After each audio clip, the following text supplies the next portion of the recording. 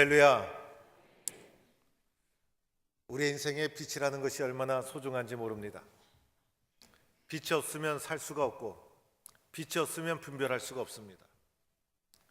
빛이 나타나면 어두움은 다 물러가게 되는 것이고 감추인 것은 다 드러날 수밖에 없는 것입니다. 우리도 햇빛을 잘 쬐어야 건강하게 살 수 있는 것이고 식물도 햇빛을 적절하게 쬐어야 건강하게 좋은 빛깔을 내면서 자라가게 되는 것입니다. 그런데 우리의 삶에 이렇게 소중한 햇빛도 너무 강하게 쬐면 식물이 말라버리고 뿌리가 타버리고 마는 것입니다. 무엇이든지 과하면 부작용이 생길 수밖에 없는 것입니다. 그러나 아무리 강한 햇빛이 내리쬐어도 그것을 견딜 수 있으려면 뿌리가 깊이 내려지면 그 어떤 풍파도 견디고 잘 싹이 돋아날 수가 있는 것입니다. 바르게 뿌리를 내리는 것, 이것이 얼마나 중요한지 모릅니다. 우리의 신앙의 삶에도 마찬가지가 아닐까요? 신앙의 뿌리를 잘 내리는 것, 예수님을 사랑하는 마음, 교회를 섬기는 마음에 뿌리를 깊이 잘 내리는 것, 이것이 우리의 삶에 너무나도 소중한 일이라는 것입니다. 오늘 말씀해 보면 사도 바울이 이렇게 10장 1절에서 말씀합니다. 형제들아, 내 마음에 원하는 바와 하나님께 구하는 바는 이스라엘을 위함이니 곧 그들로 구원을 받게 하려 함이라라고 말씀하고 있습니다. 사도 바울 속에 간절한 마음의 소망이 있었다는 것입니다. 이 간절한 마음의 소망을 가지고 하나님께 언제나 간절하게 기도했다는 것입니다. 사도 바울의 마음속에 있었던 간절한 기도의 제목은 이스라엘의 구원이라는 것입니다. 동족 이스라엘이 구원받는 것, 이것이 사도 바울의 간절한 소망이었습니다. 그래서 언제나 이 소망을 붙잡고 이스라엘의 구원이라는 기도 제목을 붙잡고 하나님께 간절히 기도했습니다. 그런데 이 기도 제목을 잘 생각해 보면 조금은 이상하지 않습니까? 왜냐하면 이스라엘은 이미 하나님을 알고 있는 민족이었기 때문이었습니다.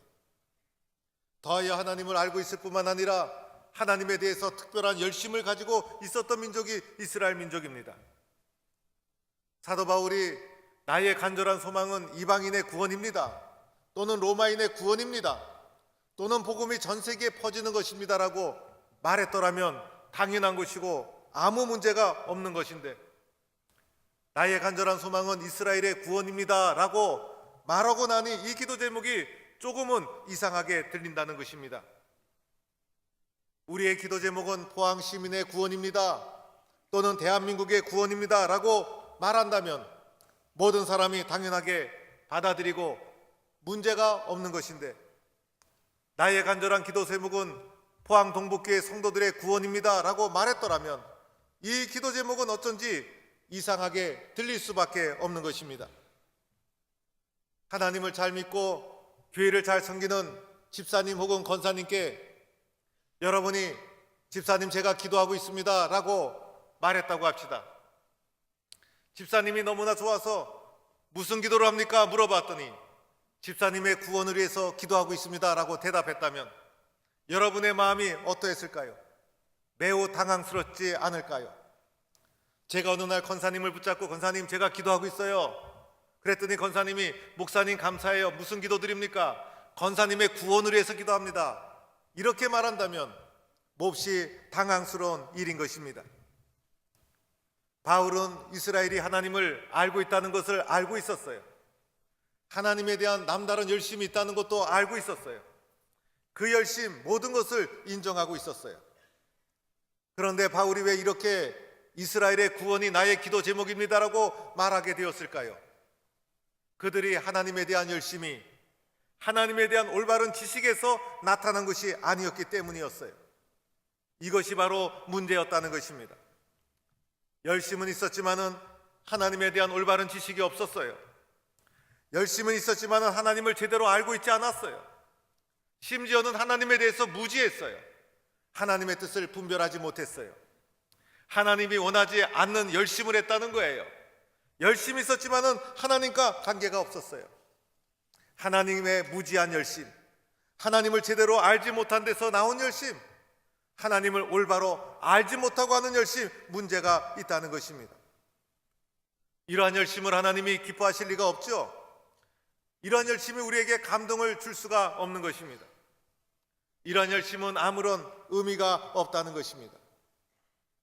남자는 여자를 모르고 여자는 남자를 모르죠. 그래서 우리 남자들은 아내한테 이런 말을 한 번쯤은 들어보았을 거예요. 당신은 여자를 몰라도 너무도 몰라. 또 여자분들은 남편한테 이런 말을 들어보지 않았을까? 당신은 남자를 몰라도 너무 몰라. 이런 말을 한 번도 듣지 않고 살아온 사람은요, 위대한 사람이에요. 또 자식은 부모를 모르고 부모는 자식을 모르게 되어 있어요. 아는 듯하지만은 모르면서 우리는 살아가고 있어요. 하나님을 안다고 하면서도 하나님을 모르고 내는 열심, 어쩌면 하나님이 기뻐하지 않은 열심 속에 우리가 사로잡혀 있지는 않은가? 하나님과 관계없는 열심을 내고 있지 않은가? 하나님에 대한 올바른 지식을 가지고 있는가? 하나님을 알고 있는가? 오늘 말씀은 우리에게 이런 질문을 하도록 만들어 줍니다.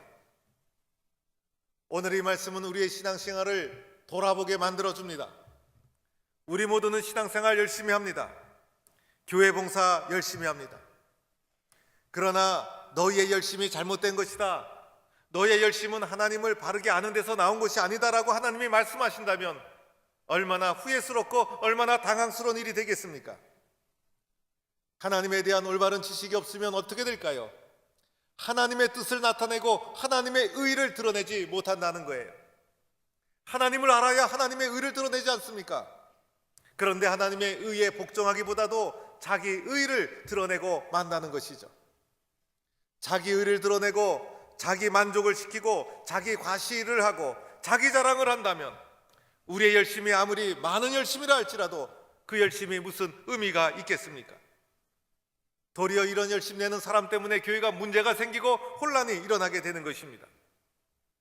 사도 바울은 하나님에 대한 열심이 있었지만은 하나님에 대한 올바른 지식 없이 하는 그 열심 속에 사로잡혔던 이스라엘을 붙잡고 나의 간절한 소망은 바로 이스라엘의 구원, 당신들의 구원입니다, 이렇게 간절히 호소하고 있는 것입니다.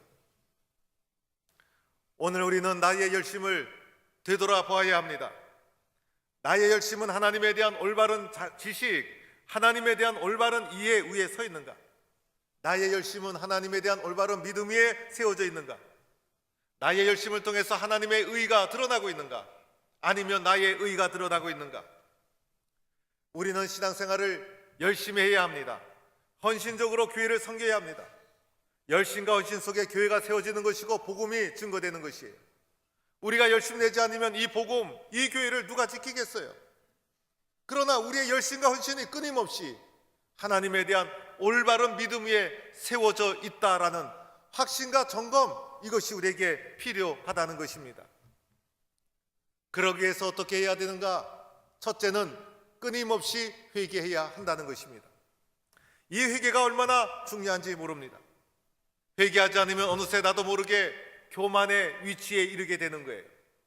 사람이 겸손해지고 교만해지는 것 순식간의 일이에요. 그래서 겸손한 사람이라고 해서 영원히 겸손한 것이 아니에요. 언제 나도 모르게 순식간에 교만한 자의 자리에 앉게 될지 모른다는 거예요. 끊임없이 회개하는 자세, 끊임없이 나를 돌아보는 자세, 이것이 하나님 앞에서 바른 자세를 가질 수 있도록 만들어 준다는 거예요. 세례 요한이 예수님이 오시는 길을 준비하면서 제일 먼저 증거하고 선포한 것이 무엇이었어요? 회개하라, 천국이 가까이 왔느니라. 세례 요한이 증거한 것 회개였어요. 세례 요한의 선포의 핵심은 회개. 그래서 회개를 선포하고 회개의 세례를 주고, 그래서 회개만이 오시는 주님을 예비하는 것이다. 그래서 하나님 나라의 기쁨으로 참여하기 위해서 우리에게 필요한 것은 오직 회개다 라고 하면서 회개를 선포했던 것이죠. 예수님이 이 땅에 오셔서 공생애를 시작하시면서 첫 번째 선포가 무엇이었습니까? 회개하라, 천국이 가까이 왔느니라. 예수님이 공생애를 시작하시면서 첫 번째 선포를 멋있는 그리고 은혜스러운 말씀을 한 것이 아니었어요. 천국의 비밀을 우리에게 증거한 것도 아니었어요. 제일 먼저 외친 것이 회개하라, 천국이 가까이 왔느니라. 회개 외에는 길이 없다는 거예요. 회개 외에는 하나님과 바른 길로 접어드는 관문이 없다는 거예요. 회개가 하나님과의 관계의 첫 번째 관문이라는 것입니다. 우리는 끊임없이 나를 돌아보아야 합니다. 끊임없이 나의 열심은 어디서 오는 것인가? 그리고 나는 무엇 때문에 열심을 내는 것인가? 나는 부족함이 없는가? 나는 허물이 없는가? 나는 혹시 교만한 자리에 이르지 않았는가? 나의 죄를 회개하고 나를 돌아보고 나의 부족함을 인정하고 이런 사람이 하나님 앞에 크게 쓰임받게 되는 것입니다. 다윗이 위대한 이유가 있죠. 그가 온전해서가 아니었어요. 그가 전쟁에서 승리해서가 아니었어요. 그가 큰 나라를 이루었기 때문이 아니었어요. 그 모든 것이 순식간에 허물어질 수 있는 위기가 닥쳤어요. 그것은 다윗이 자기 부하의 아내를 건드렸어요. 그래서 그 죄 때문에 그가 순식간에 그 모든 쌓아올린 업적이 허물어지고 인생이 아주 밑바닥으로 쓰러질 위기에 처해 되었어요. 나단 선지자가 다윗에게 가서 그의 죄를 지적합니다. 그의 죄를 지적합니다. 날카롭게 지적합니다. 다윗은 왕이었어요. 그 말을 듣고 다윗이 은폐하거나 나단 선지자를 처형하거나 그리고 어떻게 다른 방법을 해서 위기를 모면하려고 하지 않았어요.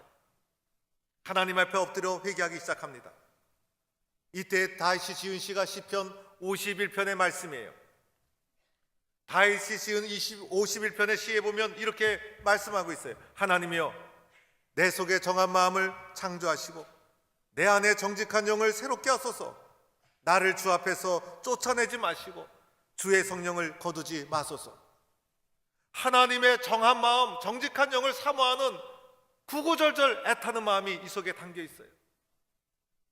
다윗이 하나님에 대한 회개의 눈물을 쏟으면서 하나님, 나는 죄인입니다. 나를 쫓아내지 마세요. 나에게 정직한 영으로 나를 새롭게 해주세요. 회개하는 다윗이었기 때문에 하나님은 그를 위대하게 사용해 주신 것입니다. 베드로가 훌륭하게 쓰임받은 것이 있었죠.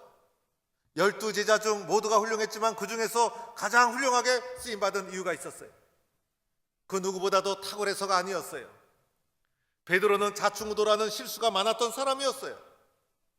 그런데 예수님을 절대로 부정하지 않겠다고 다짐했을 때 예수님이 다 굴기 전에 내가 나를 3번 부인하리라. 그런데 예수님이 잡혀가자 베드로는 예수님을 3번 부인하죠. 그때 새벽닭이 울자 예수님이 다 굴기 전에 내가 나를 3번 부인하리라, 이 말씀이 베드로가 생각이 났어요. 그래서 밖에 나가서 심히 통곡했다는 것입니다. 다른 사람 같으면 예수님이 하신 말씀 누구나 생각하고 기억할 수가 있을 거예요. 그러나 그 생각이 회개로 이어지는 거 쉬운 일이 아니죠.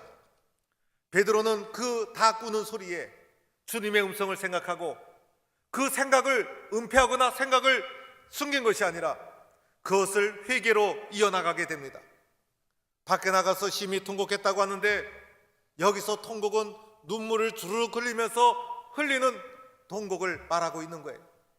눈물을 흘리며 콧물을 흘리며 소리까지 내어가면서 자신의 부족함과 허물을 주님 앞에 꺼내놓고 가슴을 치며 회개하는 베드로였다는 거예요. 그랬기 때문에 하나님이 그를 다시 사용할 수 있었다는 거예요. 2015년 우리 성도들의 7가지 실천사항을 저는 교회 앞에 제시를 했어요. 여러분 예배당 우측에 걸려있는 플랜카드에 7가지 사항이 쭉 적혀 있어요.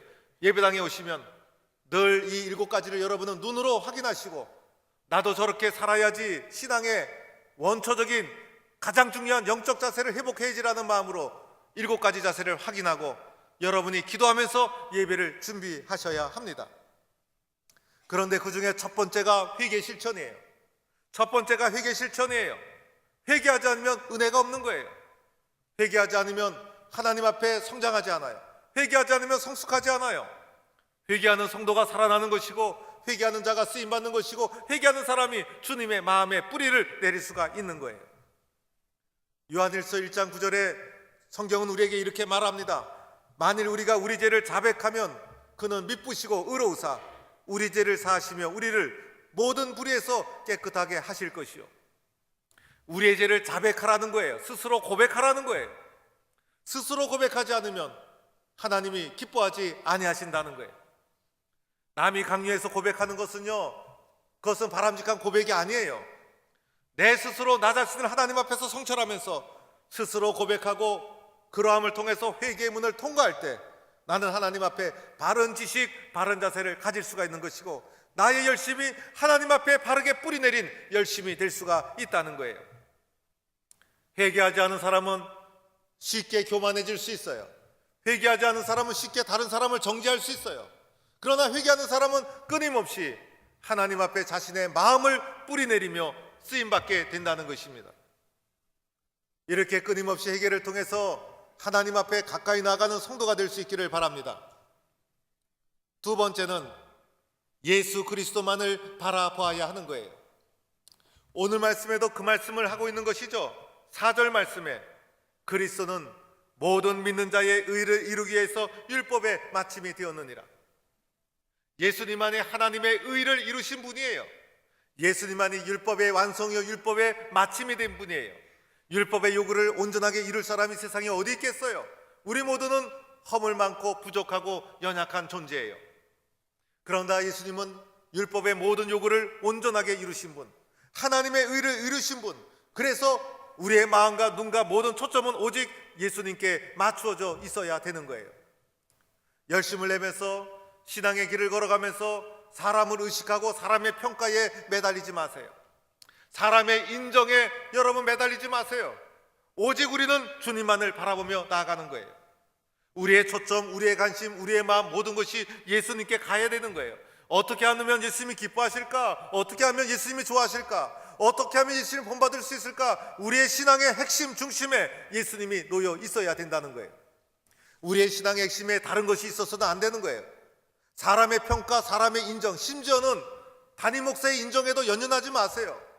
여러분이 믿음의 길을 주님만을 바라보며 전진하는 거예요. 예수님처럼 생각하고 예수님을 본받으려고 하고 예수님께 배우려고 하고 그리고 예수님만 따라가는 거예요. 예수님의 사랑을 받고 예수님을 사랑하고 예수님처럼 섬기고 예수님처럼 행동하고 우리의 신앙의 모든 중심에 예수님이 놓여 있어야 된다는 것입니다. 예수님이 제자들에게 이렇게 말씀하셨죠. 아무든지 나를 따라오려거든 자기를 부인하고 날마다 제 십자가를 지고 나를 따를 것이니라. 예수님을 따르는 길은요, 자기 십자가를 져야 되는 거예요. 예수님을 따라가는 길에 항상 행복하고 기쁜 것이 있다는 것이 아니에요. 내가 져야 할 십자가가 있다는 거예요. 그런데 그 십자가 중에 하나가 날마다 나를 부인하는 거예요. 나를 부인하고 예수님을 바라보고 사람을 보지 않고 주님을 바라보고 끊임없이 주님을 바라보며 날마다 주님을 바라보며 따라가는 것, 이것이 우리의 삶이 되어야 한다는 것입니다. 나를 성찰하고 주님을 바라보며 나아가는 삶, 이러한 삶을 멋있게 한마디로 표현한다면 코람데오라고 말할 수 있지 않을까. 코람데오는 하나님 앞에서라는 뜻을 가지고 있어요. 코람은 앞에서, 그리고 데오는 하나님이라는 라틴어입니다. 그래서 코람데오는 하나님 앞에서 살아가는 삶의 모습을 코람데오 이렇게 말하고 있는 거예요. 우리는 사람 앞에서 살아가는 것이 아니죠. 세상 앞에서 살아가는 것도 아니죠. 우리는 하나님 앞에서 살아가는 거예요. 어떻게 하나님 앞에서 살아갈 수 있을까? 나를 끊임없이 회개하고 성찰하고 오직 우리의 삶의 중심에 예수님만을 놓고 살아가는 거예요. 하나님은 우리의 눈에 보이지 않죠. 그러나 예수님은 성육신하신 하나님, 그래서 예수님은 구체적으로 우리가 이 땅에서 어떻게 살아가야 될지를 보여주신 분, 그래서 예수님을 통해서 하나님을 아는 거예요. 예수님을 바라보면 하나님이 보이는 거예요. 예수님께 은혜 받으면 하나님이 어떤 분이신지 깨닫게 되는 거예요. 나는 하나님 앞에서 어떻게 살아가고 있는가? 나는 하나님이 나를 보고 계신다는 믿음을 가지고 살아가고 있는가? 하나님이 오늘도 살아계셔서 나와 동행해 주시고 나의 삶을 이끌어가고 있음을 나는 믿고 있는가? 나는 이렇게 하나님 앞에 살아가고 있는가? 하나님 앞에 살아가는 자는 끊임없이 나를 돌아보고 예수님께 초점을 맞춘 삶을 살 수밖에 없는 것입니다. 구약에 보면 요셉이 이러한 삶을 살았죠. 요셉은 하나님이 도와주시는 것을 보일 정도였어요. 그래서 그의 길을 하나님이 형통하게 인도해 주셨어요. 그리고 요셉의 마음속에도 하나님이 나를 인도해 주신다, 하나님이 나를 보고 계신다라는 믿음이 있었어요. 그래서 사람의 눈을 의식하지 않았어요. 사람의 눈이 없어도 하나님이 나를 보고 있다 믿었어요. 그래서 유혹이 와도 이길 수 있었고 시련이 와도 이길 수가 있었어요. 왜냐하면 하나님이 나와 함께 하시고 하나님이 나를 보고 계시니 나는 하나님 앞에서 살아가고 있다라는 분명한 고백을 하고 있었던 것이에요. 베드로가 훗날 은혜를 받고 복음을 전하는 초대교회 지도자가 되었어요. 복음을 전하다가 잡혀가서 재판을 받게 되었어요. 이때 베드로가 이렇게 고백합니다. 하나님 말씀 듣는 것보다 당신들의 말을 듣는 것이 하나님 보시기에 옳은가 판단해 보십시오. 하나님 말씀 듣는 것이 더 옳다는 거예요. 당신들이 아무리 핍박하고 회유하고 위협을 해도 나는 당신들의 말보다 하나님 말씀을 증거해야 합니다. 하나님 말씀이 나에게 더 중요합니다. 왜냐하면 하나님은 오늘도 살아계셔서 나를 도와주시는 것을 내가 명백히 보고 있는데 어떻게 하나님의 말씀을 거역할 수 있겠습니까? 하나님의 말씀에 순종하는 베드로가 되었다는 거예요. 사람의 눈보다 하나님의 눈, 사람보다 하나님의 평가, 이것을 더 소중하게 여기는 것, 이것이 코람 데오의 삶이라 할 수 있습니다. 성경에서 열심당이라는 소리를 한 번쯤은 들어보았을 거예요. 로마의 인구조사의 한 거에서 갈릴리를 본거지로 해서 유다라는 사람이 반란을 일으켰어요. 민족주의 반란이었죠. 그래서 이 유다의 반란이 일어난 후에 얼마 후에 예수님이 오셨던 거예요. 이 유다가 열심당의 창시자였어요. 그래서 예수님의 제자 중에는 열심당원도 있었어요.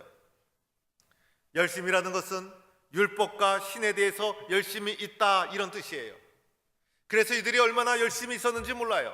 이들의 열심을 당할 수가 없어요. 이들은 인생을 바치면서 열심을 이었어요.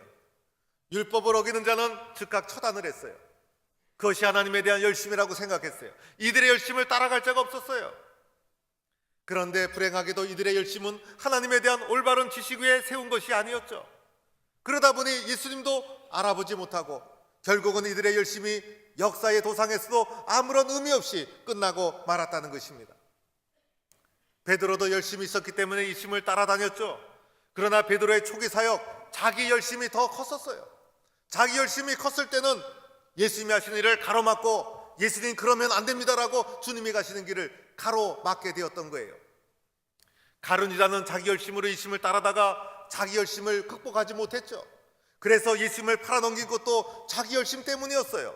자기 생각 때문이었어요. 그 열심이 결국은 걸림돌이 되고 말았다는 것이에요. 우리들은 끊임없이 나를 돌아보는 회개하는 자가 되어야 합니다. 그러지 않고서는 하나님께 올바로 뿌리를 내릴 수가 없다는 거예요. 그리고 끊임없이 우리의 마음속에 또다시 예수님을 중심으로 삶을 살아가야 되는 거예요. 예수님의 방법으로 예수님을 기억하고 예수님을 생각하고 예수님의 뜻에 순종하고, 이것이 하나님 앞에 살아가는 코람 데오의 삶. 오늘 혼란한 이 시대일수록 우리는 하나님 앞에서 나는 살아가고 있다, 이런 신앙의 고백을 다시 한번 무장해야 된다는 것입니다. 우리 교회는 열심히 있는 교회로 널리 알려져 있어요. 예배도 열심히고 기도도 열심히고 봉사도 열심히고, 그리고 주중에도 성도들이 계속해서 교회를 해서 봉사하고 섬기는 열심히 있는 교회가 포항 동부교회입니다. 그런데 많은 교회를 보면요, 열심을 내다가 상처를 받고 열심을 내다가 다툼이 일어나고 열심을 내다가 상처받아 신앙을 잃어버리는 경우가 종종 있습니다. 그런데 우리 포항 동부교회는 열심을 내다가 더 큰 은혜 받는 교회가 될 수 있기를 축원합니다. 열심과 헌신을 하다가 하나님을 만나는 기쁨을 누리는 교회가 되기를 축원합니다. 열심과 헌신 속에 하나님이 주시는 기쁨을 누리고 감격을 누리고 천하보다 귀한 영혼을 사랑하고 우리의 신앙의 뿌리를 더 깊이 하나님 앞에 뿌리를 내리는 코람데오의 삶을 살아가 하나님이 기뻐하시는 아름다운 열매를 맺어가는 성도가 되기를 주의 이름으로 간절히 축원합니다.